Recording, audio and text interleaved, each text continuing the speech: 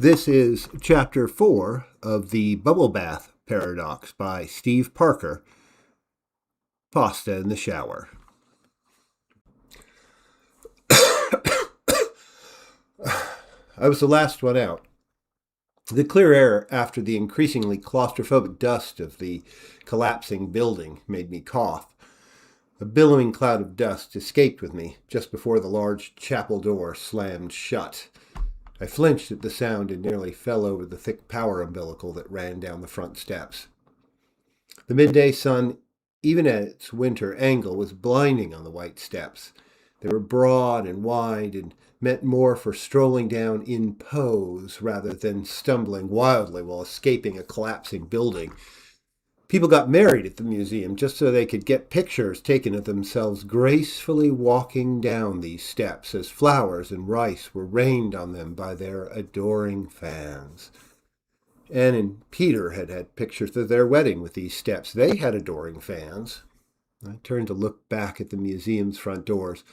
One of them was gone. We had replaced it with a plywood wall for the setup. The power conduits ran through this temporary wall. The door that had just slammed shut behind me was gleaming white and blue. Then I noticed the footprints. A mixture of blood and transformer fluid had been tracked down the steps. I was also leaving a trail of these dark footprints on the steps. Against the white marble of the steps, the footprints looked like shadows. Instead of stepping over the main power cable that ran down the steps, I sat down on it. In that moment, I realized that all of the life force in my body had evaporated without my noticing it. I was dead tired. I would have laid down to nap if not for the many greasy, half-cooked blood footprints. The images of the event had been pushed into memory by the need to flee the crumbling building. When I stopped running, those images came flooding back into my mind. I remembered the half-fried face. I remembered the arms and the puddles of blood. Due to the freshness of the memories, I was able to call up a detailed picture of the scene. There were dozens of arms arranged side to side. It wasn't an organized arrangement, but you could see that they were grouped in sets of two. There were also of different levels of, for lack of a better term, completeness. Some were just hands, some maybe even only partial hands. Others had forearms and elbows. The sets were paired as to completeness, and as I thought more about it, there was a right hand paired with a left hand in each set. Also, the face I had flipped over was near a set of longer arms. Now, looking back on it, I can see that I was obviously trying to create a rational framework for the event. I was looking for patterns that might hint at a process. If there was a process, then there might be an underlying, understandable cause. The spherical geometry of the boundary was definitely a pattern, but I wasn't getting anywhere near an explanation by re-examining it. What was going on inside of this boundary? It had been easy to describe the event boundary in terms of the setup items that were gone. I had been in the jumbled setup. I had been part of setting up the experiment. It was my experiment, and so it was naturally reality to me. If the consecration ceremony had been snatched away from its time, then it must have also been reality to some people as well. Some people had rearranged the pews, distributed the silver bowls, arranged the sparse music for the chanting, and shown up with attached arms that would soon be amputated away. I mean, if someone suddenly and mysteriously has both their arms amputated, that's got to be pretty damn real, right? I had thought of the change in color of the wall paint or floorboard tint as something the event bubble had done to the colors. I remember now thinking that the bubble had bleached the wall or floor or something, some simple explanation that involved uncontrolled release of the incredibly large amounts of power we had been playing with. I would not be the only one desperately searching in vain for an explanation within the framework of knowledge of things that were even possible, that everyone who tried to understand anything in the world, at least up until the event, used.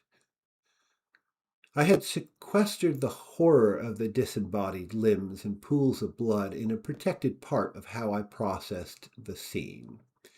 At least, that was how I think I was able to focus on details of subtle paint bleaching adjacent to a scene of such incredible horror.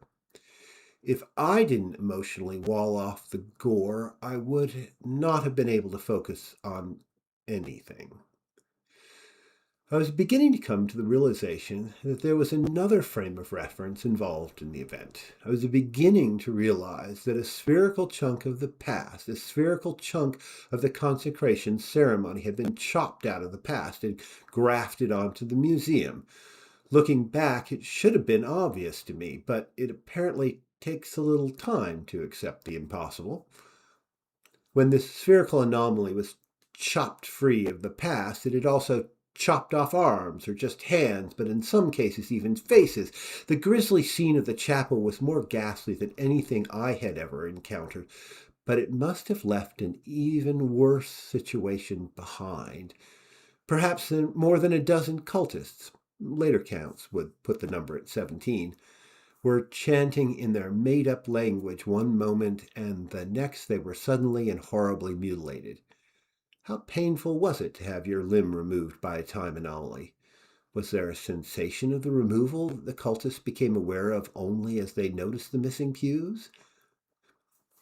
Theoretically, the fact that it was my experiment should have equipped me better for understanding what had happened. Instead, it felt like everything I thought was true added to the snowball of disorientation that was rolling through my peacefully depressed mind. I was rolling the information over and over in my mind to see if it fit anywhere. Someplace in the not too distant past, as many as a couple dozen people had their arms or just hands, and at least one person had their face suddenly amputated. Many were dead or dying right now. I felt my face flush and go pale and clammy at the thought of that horror. Did the anomaly appear the same in the targeted time? Was it just a shimmer in the air that stopped and stole body parts? Were the cultists screaming in shock and pain amongst the plastic shipping containers? Were the monitors still pouring out the hieroglyphic noise? Did the whoop maker start whooping? But of course, it didn't just now happen to them. It happened almost 47 years ago. And if it had happened 47 years ago, it would have shown up in the 47-year-old videos I used to set the targeting parameters. And if it did happen in the archival videos, then I would surely not have done this experiment, and then it couldn't have happened, so I would have done the experiment. It is just such paradox loops that the reality bubble waves are thought to normalize. One of the more cohesive early bubble boundaries is thought to have passed over me while I sat on the gleaming white steps perched on a giant power cable having a private existential crisis. What if, and I like this idea because there are fewer people writhing on the floor in pain with this idea, only a snapshot of the past had been transported to the now. All the arms and hands and face were just a physical copy of that was inside the event bubble.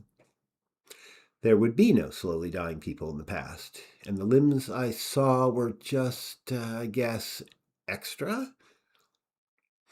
It could not have been a simple switch of stuff. If the modern time sampling equipment was transported back to the past in exchange for the carnage that was now in the chapel, it would have been an event that would surely have shown up on the archival videos. And then I would be back in that paradox loop where the event happening would prevent me from doing the experiment that would have caused the event.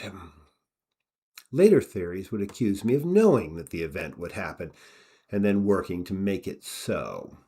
Somehow by not triple checking the control parameters and misusing the equipment to replay the images of Carol, played into my devious plan to cause the impossible event.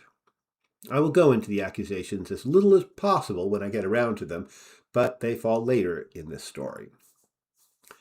The most likely explanation, at least the most likely explanation that fit into my head, was that the event moved a copy of the past down to the present, a spherical copy of the past. How did this happen? I still have no idea. Space alien magic technology is still a good contender for explaining how it happened. I just shut my eyes while trying to manufacture a little sense, and so the brightness of the outside world still hurt to look at when I opened them.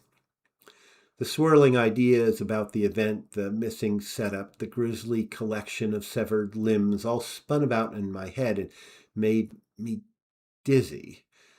For some reason, I was also thinking of the morning before the event and Carol, and this just made my guts drop like life was a too fast falling elevator. The universe made me nauseous. I decided that now was a good time to throw up, but I did not want to throw up on the steps. I just felt like mixing the regurgitation of my self-pity with the half-cooked blood on the steps of a half-collapsed former religious building was disrespectful, even if the accident that caused the shedding of so much blood might have never really happened. So I threw up down the front of my shirt. Not a lot, but enough. I looked at the vomit of my shirt and started to sob. I was so comfortable quietly sobbing alone that it may have been several minutes before I realized I was not at all alone. Dozens of cars and transports and scooters were all splayed out in front of the museum. A small group was standing at the bottom of the steps and staring at me. It looked like they did not want to set foot on the steps and may have been waiting for me to come down to them. Every first responder I could think of and some strange military units I did not even recognize had shown up. There were even a half-dozen aerial transports parked out in the mall. The experiment team, who had left the building before me, and the two figures, were surrounded by so many people I could hardly make them out. It looked like Chuck was getting his leg bandaged. A short man was standing on the steps about 2 meters away from me. He was pointing a camera at me. He looked up slightly when he saw that I had noticed him. "Are you going to throw up some more?" he asked. "No, I think I'm okay now," I said. He looked a little annoyed and turned away, pocketed his camera, and left without another word. In the coming weeks, I would see me, broken, sobbing, and covered in vomit, on every news story about the event. Luckily, for a couple days at least, my pathetic visage was only used as emotional texture for the event's impact. It was a while before anyone actually associated my name with the picture. Even then, I was never really the star of the situation. Neither was the rapidly collapsing museum. The entire back wall and many of the internal structural elements had become weakened by the event and were noisily succumbing to gravity.